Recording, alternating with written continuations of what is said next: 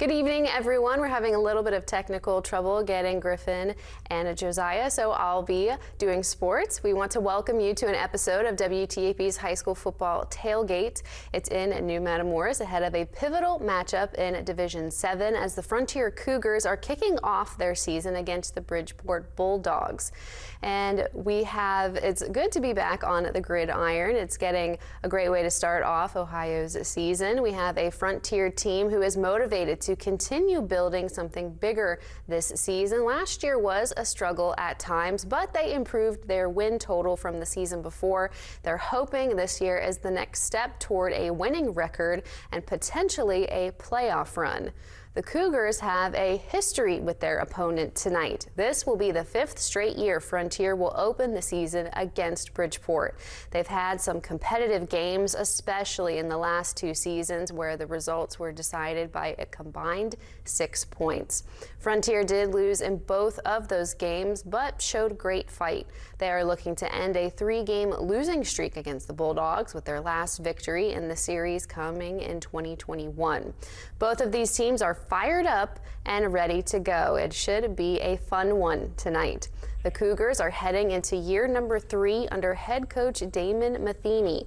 And as we mentioned before, expectations are higher this year. They have a new starting quarterback, but a familiar face in Avery Powell, who goes from the team's top receiver a season ago to their leading signal caller.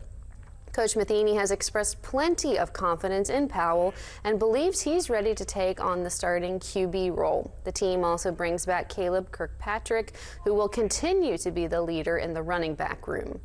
The Cougars are going up against a Bridgeport team who also wants to make improvements this season. The Bulldogs are coming off back-to-back 3-win seasons, and they want to be better than that this year. These two teams are ready to start off 2025 on a high note.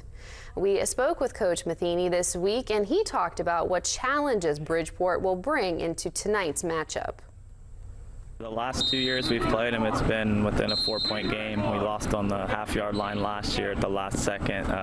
They returned 15. They have 15 seniors this season, I think I've seen, so they're definitely experienced. Them having experience will help them a little bit, but we've got a great group of seniors ourselves, and it's usually a pretty competitive game, but I think our guys have been working super hard this summer to compete with them.